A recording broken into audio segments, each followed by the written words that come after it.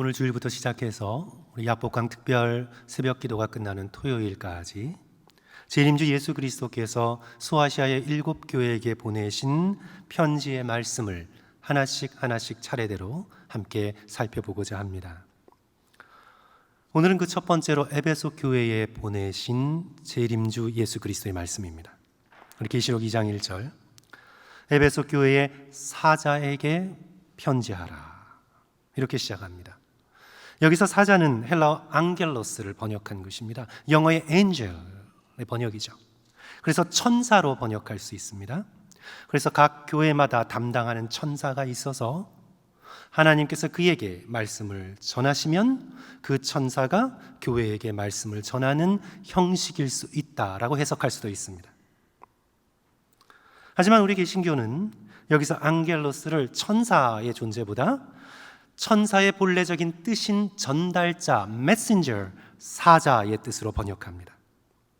다양한 신학적 논쟁이 있지만 우리는 이 사자를 7교회를 대표하는 각각의 대표자, 에베소 교회면 에베소 교회를 영적으로 책임지고 있는 대표자, 그가 누구이든 주교라고 불리던 목사라고 불리던 장로라고 불리던 그 교회를 대표하는 대표자로 이해하면 되겠습니다. 그래서 재림주 그리스도께서 대표자에게 말씀을 하시면 그 대표자를 통해 교회의 지체를 이루고 있는 한 사람 한 사람 성도들에게 그 말씀이 전달되는 것입니다. 이제 에베소 교회의 대표자에게 편지를 쓰라고 말씀하신 다음에 그 편지를 보내시는 재림주 예수 그리스도의 모습을 우리에게 보여주는데, 다시 2장 1절입니다. 에베소 교회의 사자에게 편지하라. 자, 오른손에 있는 7별을 붙잡고 7 금촛대 사이를 거니시는 이가 이르시되, 예수 그리스도의 모습이 우주적으로 표현이 됩니다. 그 오른손에 7별을 붙들고 계십니다. 그리고 7 금촛대 사이를 거닐고 계시는 인자 같으신 이가 등장합니다. 우리는 여기서 우리가 함께 자세히 살펴보지 못했던 요한계시록 1장으로 잠시 돌아가 예수 그리스도의 모습을 살펴봅니다. 사도 요한은 하늘에 트럼펫이 울리는 것과 같은 장엄한 음성을 듣습니다. 먼저 듣습니다. 1장 10절, 주의 날에 내가 성령에 감동되어 내 뒤에서 나는 나팔소리 같은 큰 음성을 들으니, 성령에 감동되지 않으면 하늘의 음성을 들을 수가 없어요. 그러나 성령에 감동되어 사도 요한은 큰 트럼펫이 울리는 하늘의 어마어마한 음성을 듣습니다. 그리고 그 음성이 어디서 나오는가 뒤를 돌아볼 때에 재림주 예수 그리스도의 영광스러운 모습과 마주하게 됩니다. 처음에는 7 금촛대만 보였는데 자세히 보니 그 금촛대 사이에 영광스러운 재림주 예수 그리스도가 눈에 띄기 시작합니다. 인간의 언어로 표현할 수 없는 영광스러운 예수 그리스도의 모습입니다. 사도 요한은 3년 동안 성육신한 예수 그리스도를 가까이서 따라다녀 예수 그리스도의 겉모습의 모든 것을 보았음에도 불구하고 그가 보게 된 재림주 예수 그리스도의 모습은 너무도 다른 모습이었습니다. 변화산상에서 잠깐 보았던 모습과 유사했습니다. 계시록 1장 13절 이하, 촛대 사이에 인자 같은 이가 발에 끌리는 옷을 입고 가슴에 금띠를 띠고 그의 머리와 털의 희기가 흰 양털 같고 눈 같으며 그의 눈은 불꽃 같고, 모두 다 빛의 형상이죠. 금띠, 흰 양털, 하얀 눈, 불꽃, 빛의 형상이 계속해서 이어집니다. 15절, 16절 성도 여러분 찾으셔서 우리 다 같이 한 목소리로 읽었으면 좋겠습니다. 1장 15절, 16절, 그의 발은, 같이 읽습니다. 시작. 그의 발은 풀무불에 단련한 빛난 주석 같고 그의 음성은 많은 물소리와 같으며 그의 오른손에 7별이 있고 그의 입에서 좌우에 날선 검이 나오고 그 얼굴은 해가 힘있게 비치는 것 같더라. 모두 다 빛의 이미지입니다. 이 장엄하고 영광스러운 재림주 예수 그리스도의 모습을 잠깐 스치듯 보고도 사도 요한은 그 자리에 엎드려 죽은 자처럼 됩니다. 17절, 내가 볼 때에 그의 발 앞에 엎드려 죽은 자같이 되매. 사랑하는 성도 여러분, 예수 그리스도를 지극히 위대하고 영광스럽고 존귀한 분으로 여기고 묵상하시고 찬양하십시오. 내가 예수 그리스도를 어떤 존재로 여기는가에 따라 나의 삶의 모든 것이 달라집니다. 예수님을 작고 보잘것없고 하찮은 분으로 여겨 우리의 인생 가운데 구석에 몰아붙이지 마시고 예수 그리스도를 나의 삶, 나의 생명, 나의 모든 것을 기꺼이 바치고도 남을 지극히 위대하고 존귀한 분으로 여기시기를 주님의 이름으로 간절히 축원합니다. 우리 지난달인가요? 우리 LA를, 로스앤젤레스를 방문했던 우리 친구 목사님이 우리 3년 동안 LA에 살았음에도 불구하고 그랜드 캐년을 가보지 못해서 이제 그랜드 캐년을 처음 가게 되었는데, 자세한 정보를 모르는 사람은 그랜드 캐년을 처음 보러 갈 때 이제 주차장에서 내려 한참을 걸어가면서 왜 캐년이 보이지 않는지, 도대체 그랜드 캐년은 어디에 있는지, 그런 위대한 자연이 지금 이 근처에 존재하기나 하는 건지 의구심이 든다고 합니다. 저도 처음에 그랬습니다. 보통 요세미티나 머뉴멘 밸리는요, 멀리서부터 거대한 형상의 우뚝 솟은 바위가 보이지 않습니까? 하지만 그랜드 캐년은 어때요? 푹 꺼져 있죠. 푹 꺼져 있습니다. 이렇게 솟아있는 게 아니라 꺼져 있어요. 그래서 그 앞에 다가갈 때까지는 그 규모를 가늠하지 못하다가 갑자기 눈앞에 등장하는 그 어마어마한 규모의 캐년을 대하면 말을 잃게 되죠. 입이 떡 벌어지게 됩니다. 심지어 두려운 경외감에 휩싸이게 됩니다. 이 친구 목사님이 그랜드 캐년을 보고는 그날 밤에 잠을 못 잤다고 합니다. 이 필링이 굉장히 많은 목사님인가 봐요. 두려워서 그 감격이 계속해서 이어져서 떨려서 밤에 잠을 잘 수가 없었다고 합니다. 자려고 눈을 감아도 그 앞에 많지 수천만의 병정들이 서 있는 것처럼 그 어마어마한 규모와 광대함에 압도되어서 밤잠을 이룰 수가 없었던 거죠. 성도 여러분, 자연이 그럴진데, 자연이 그렇게 우리에게 다가올진데, 하물며 그 대자연의 창조주 되신 다시 오실 예수 그리스도께서 우리의 눈앞에 전면으로 현실로 등장하게 되는 바로 주님의 날, 그날에 과연 어떠할까요? 우리가 압도되지 않겠습니까? 그 앞에 엎드릴 수밖에 없죠. 공포에 휩싸여 죽은 것처럼 두려워 떠는 사도 요한에게 재림주 예수 그리스도께서 말씀하십니다. 1장 17절 하반절부터 19절까지 이어집니다.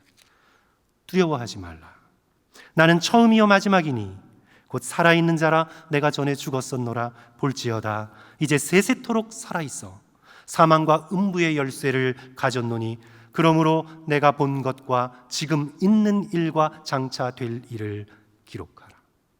그러면서 이제 요한계시록의 말씀이 오늘 우리에게 주어집니다. 요한계시록 2장의 말씀을 펴면서 이제 우리가 더욱 놀라게 되는 것은 이토록 광대하시고 영광스러우시고 신비로우신 재림주 예수 그리스도께서 세상의 기준으로는 아주 보잘것없는 교회 하나하나에 지극한 관심을 가지고 계시다는 사실입니다. 이것이 더욱 놀랍습니다. 예수 그리스도께서는 세상에 관심을 가지시기 전에 먼저 택하신 교회에 지극한 관심을 가지고 계십니다. 예수 그리스도의 최고의 관심은 바로 교회입니다. 계시록 2장 1절에서 재림주 예수 그리스도를 오른손에 있는 7별을 붙잡고 7 금촛대 사이를 다니시는 이로 묘사하지요. 7별은 7교회의 대표자입니다.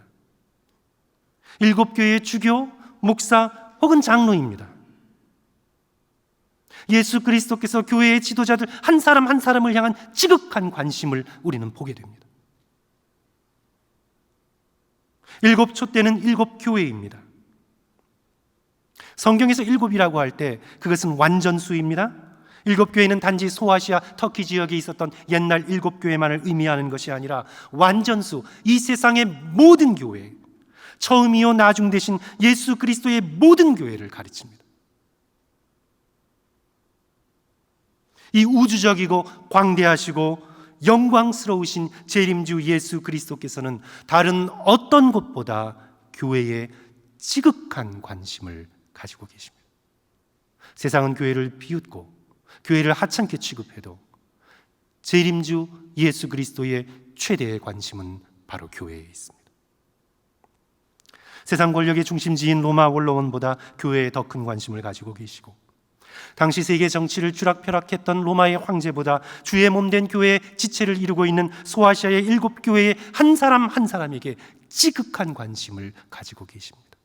저와 여러분에게 지극한 관심을 가지고 계십니다. 오늘날도 당연히 예수 그리스도의 최대의 관심은 교회입니다. 여전히 일곱 금촛대 사이를 거니십니다.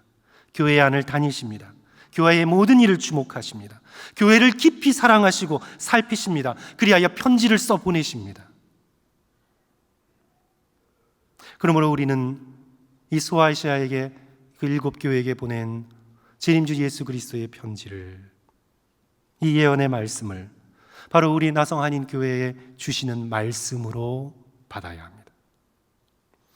성도 한 사람 한 사람에게, 저에게, 장로님들에게, 성도 한 사람 한 사람에게 주시는 재림주 예수 그리스도의 살아계신 말씀으로 받아야 합니다.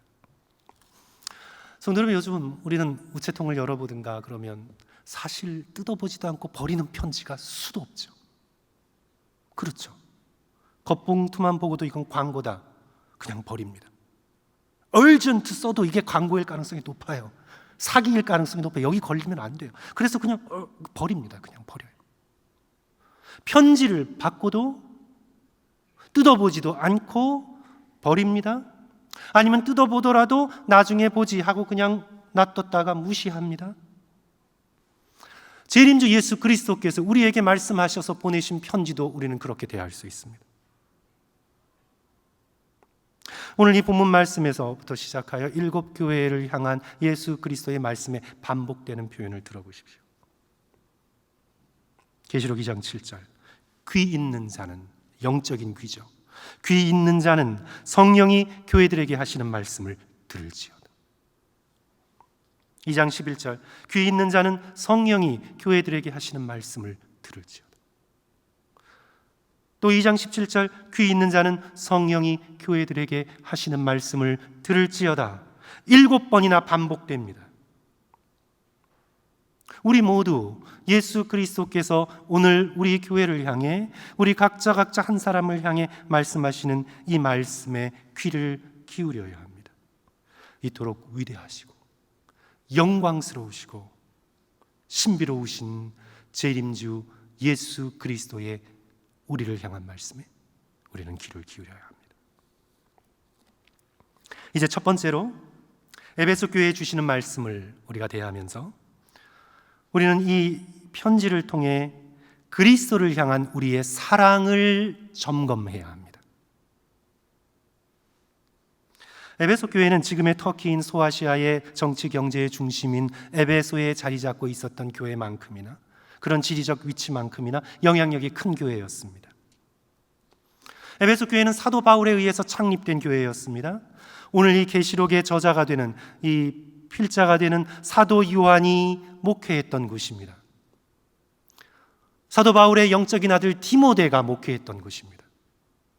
그리고 믿어지기에는 예수 그리스도의 육신의 어머니 마리아가 사도 요한과 함께 살았던 것을 우리는 미루어 짐작하는데, 아마도 바로 육신의 어머니 마리아가 있었던 교회가 에베소 교회였을 것입니다.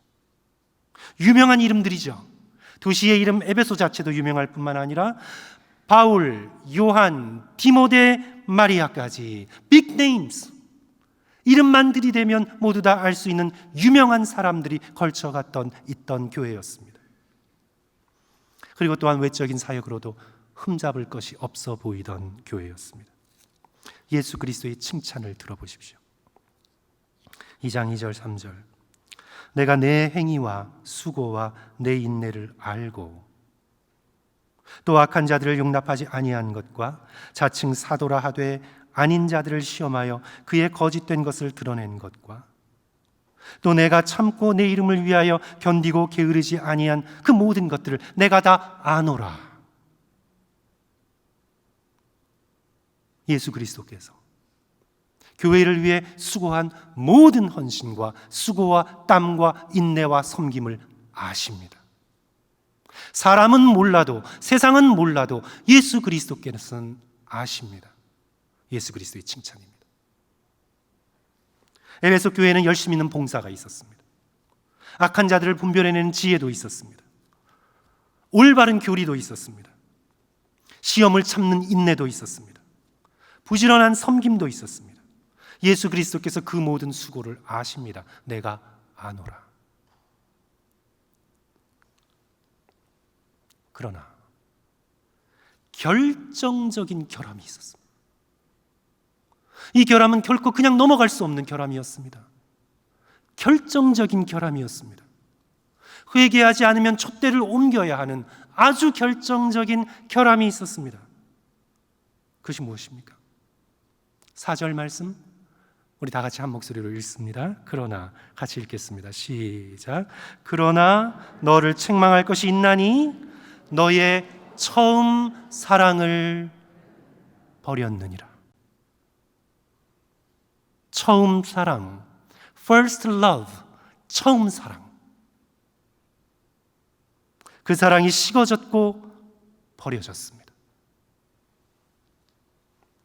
처음 사랑은요, 여러 가지로 설명할 수 있지만 예수 그리스도가 전부였던 사랑입니다. 이것이 처음 사랑의 파워죠. 예수 그리스도가 전부였던 사랑. 예수 그리스도 한 분으로 충만했던 사랑. 이것이 처음 사랑입니다. 그래서 예수 그리스도 한 분만으로 만족하고 기뻐하고 찬양하여 다른 어떤 것들도 더 이상 필요를 못 느낄 정도로 충만했던 사랑, 그것이 처음 사랑, first love입니다.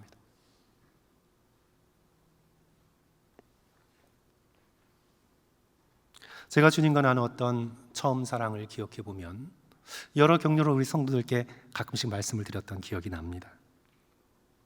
저는 주님과 처음 나누었던 처음 사랑을 기억하게 될 때 떠오르는 것이 눈물로 적셔진 찬송가입니다. 눈물뿐만 아니라 콧물도 적셔졌을 것 같아요. 눈물과 콧물로 범벅이가 됐던 찬송가가 떠오릅니다.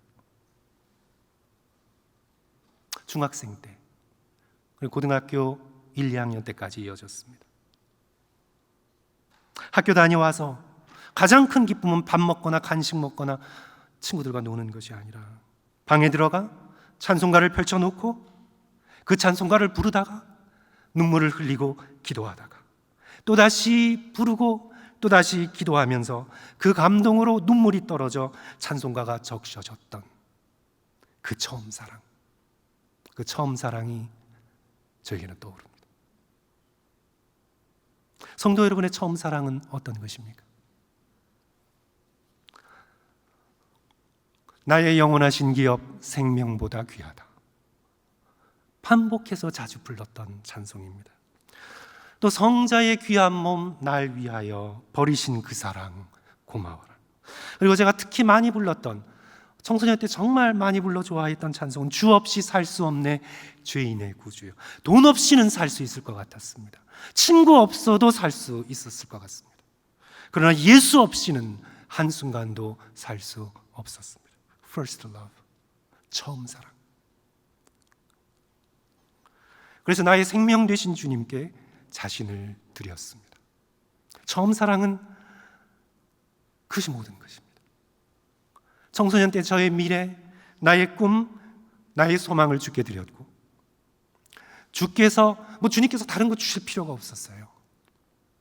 주께서 이미 나를 사랑하사 주신 십자가의 사랑 하나만으로 충분했던 처음 사랑, 예수님 한 분만으로 충분했던, 그것이 저에게는 first love, 처음 사랑입니다.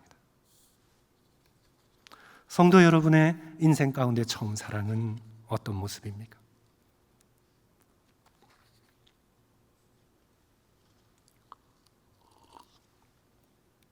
그런데 에베소 교회는 이 처음 사랑을 버렸습니다.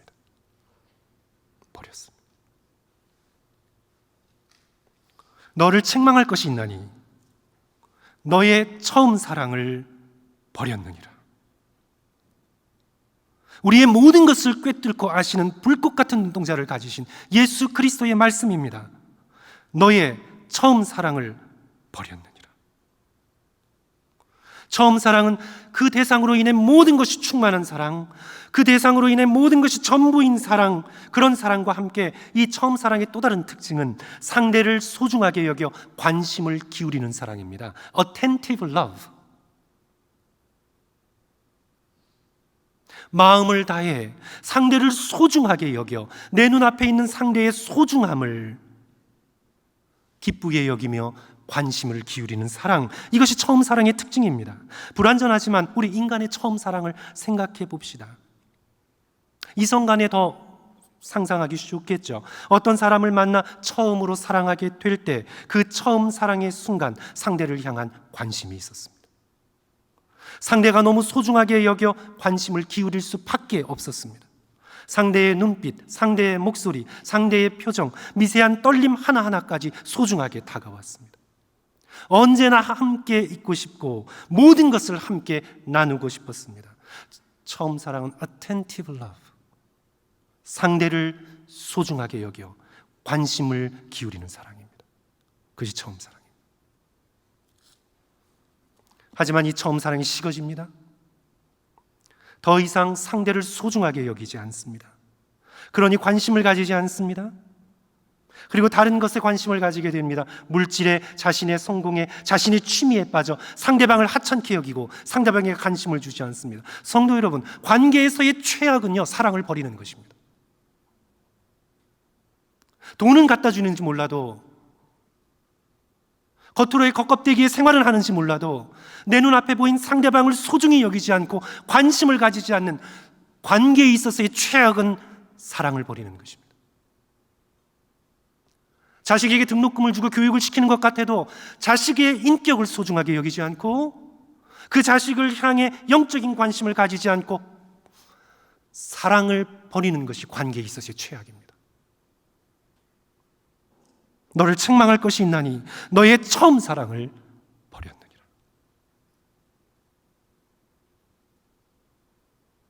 에베소 교회가 그랬습니다. 사도 바울에게서 3년 동안 십자가의 그 놀라운 복음의 말씀을 듣고 또 들으며 예수 그리스도를 향한 사랑이 커갔습니다. 핍박 속에서도 처음 사랑을 지켜냈습니다. 그런데 교회가 커갑니다. 이름이 알려집니다. 유명한 사도들이 걸쳐갑니다. 사역이 확정되어 갑니다. 열심이 있고 수고가 있고 인내가 있습니다. 올바른 교리도 있었습니다. 하지만 예수 그리스도를 향한 처음 사랑이 식어집니다. 사역은 넘치지만 예수님은 오간데 없습니다. 일에는 바쁘지만 예수 그리스도께 관심을 기울이지 않습니다. 예수님께 하루 30분을 온전히 드리기가 너무 힘듭니다. 아니, 일주일 중에 단 하루 1시간 온전한 예배를 주님께 드리기가 너무너무 어렵습니다. 처음 사랑이 식어졌습니다. 세상의 수많은 것들에 휘둘려 처음 사랑을 버렸습니다.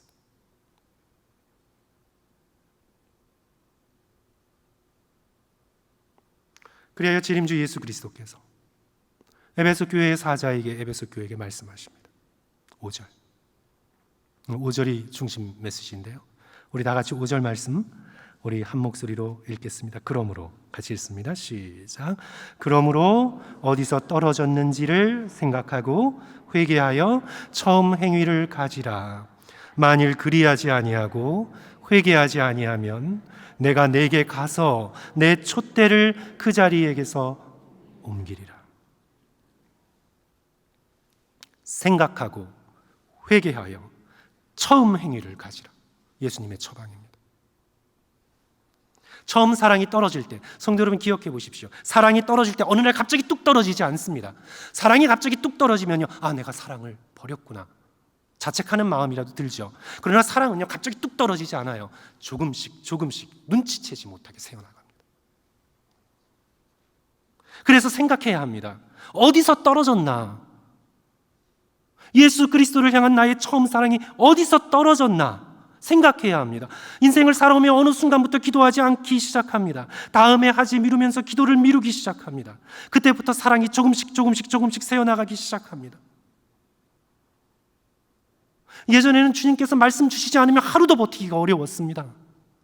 그러나 어느새 말씀을 읽지 않아도 일주일, 한 달, 1년, 10년 거뜬히 살아갈 수 있습니다. 어느새 사랑이 새어버리고 버려졌습니다.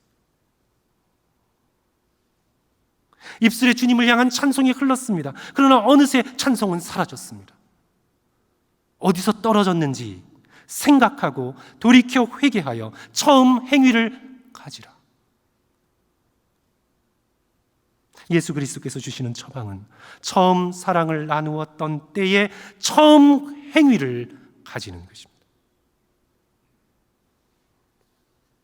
남녀의 비유를 들자면 아침마다 상대방을 소중하게 여겨 상대의 마음을 열고 자신의 마음을 열고 커피를 놓고 차를 놓고 함께 나눴던 대화의 시간으로 돌아가는 것입니다. 저녁에 손잡고 함께 걸으며 얘기하는 시간을 다시 가지는 것입니다. 처음 행위, 그 처음 행위로 다시 돌아가는 것입니다. 그리하여 처음 사랑을 회복하라고 말씀하고 계십니다. 다시 입술에 찬송을 올리고 다시 기도를 드리고 다시 말씀을 펼치고 말씀을 붙들고 외우고 묵상하며 처음 행위를 가지라고 말씀합니다. 처음 사랑을 회복하라고 촉구하시는 것입니다. 만약 그렇지 않으면 그리스도께서 촛대를 옮기십니다. 이 정도로 처음 사랑은 소중하고 엄중한 것입니다. 뭐 가져도 되고 말아도 되고가 아니라 처음 사랑을 다시 회복해야 합니다. 사랑이 버려진 곳에서 예수께서 거하실 수 없습니다. 예수께서 거하시지 않는 교회는 교회일 수가 없습니다. 성도 여러분 기억하십시오. 재림주 예수 그리스도께서는 우리에게 사랑을 찾으실 것입니다. 하나님이 만약 투자자시라면 우리에게 돈을 찾으시겠죠. 그러나 God is love. 하나님은 사랑이십니다. 하나님은 사랑이시기에 우리에게서 사랑을 찾으실 것입니다.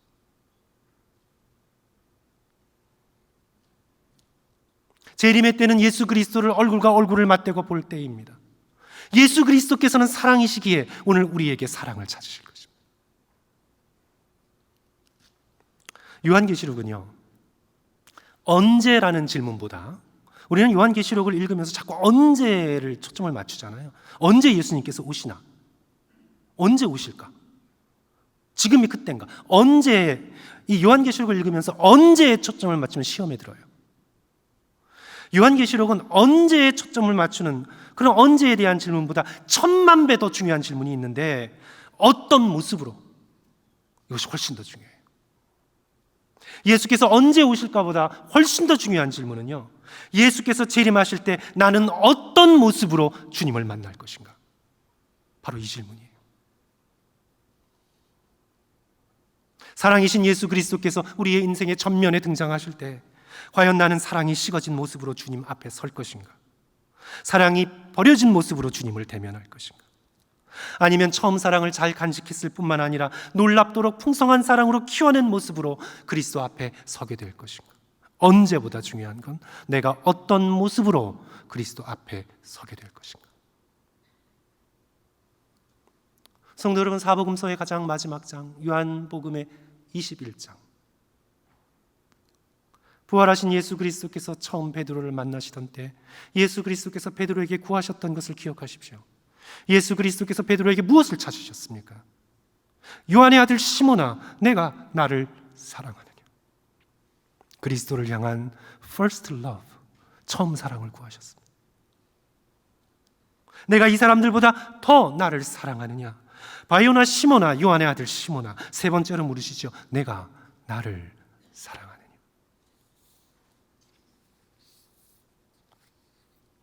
사랑하는 성도 여러분, 처음 사랑을 잃어버렸다면 어디서 그 사랑이 떨어졌는지를 생각하고 회개하여 구체적으로 처음 행위를 가지십시오. 감정이 들지 않아도, 느낌이 오지 않아도, 처음 시작은 지루해도 처음 행위를 가지십시오. 잃어버렸던 처음 행위, 그 행위로 돌아가십시오. 그런데 성도 여러분, 크게 시작하면 안 돼요. 크게 시작하면 항상 실패해요. 나의 하루의 삶 속에 예수님을 나의 가장 소중한 분으로 여기고 그 예수님을 주목하고 사랑하고 주님을 맞을 준비를 하십시오. 5분으로 시작하십시오. 하루 5분. 아침에 일어나서 이제 정신이 좀 들만한 무렵에 5분. 그 5분을 온전히 예수님께 드리십시오. 성도 여러분, 우리는 핸드폰에 10분, 1시간, 5시간 드리지 않습니까? 주지 않습니까? 예수 그리스도께 나의 정신의 온전한 5분을 드리십시오. 주님 감사합니다. 오늘 하루 주님과 함께 동행하며 하루를 살아내겠습니다. 나의 성정을 죽이고 주님을 배워가겠습니다. 십자가를 붙들고 부활을 소망하며 오늘 하루를 주님과 함께 사랑 가운데 걸어가겠습니다. 주님 도와주십시오. 5분을 온전히 주님께 드리십시오. 그리고 그것이 조금 익숙해지시면 잠자리에 들기 전 저녁 5분을 또 주님께 드리십시오. 주님, 오늘 하루 감사를 드립니다. 나의 실수와 넘어짐이 있었지만 끝까지 나를 사랑하시고 붙드시는 주님을 신뢰합니다. 나의 모든 염려를 주께 맡깁니다. 잠이 들고 내일 아침 깨어날 때 죽음을 너끈히 통과하여 부활하신 주님을 만날 연습을 할 수 있도록 주여 도와주십시오. 사랑하는 주님께 여러분이 마땅히 드려야 할 관심을, 시간을 드리십시오. 그렇게 예수 그리스도를 생각하고 주목하고 마음을 들이며 예수 그리스도 만날 준비를 새롭게 하시며, 그리하여 주께서 우리에게 찾으실 처음 사랑을 회복하여 다시 예수 그리스도의 처음 사랑이 우리 나성 한인교회 그 안에 충만케 되는 놀라운 은혜가 저와 여러분의 것이 되시기를 주님의 이름으로 간절히 축원합니다.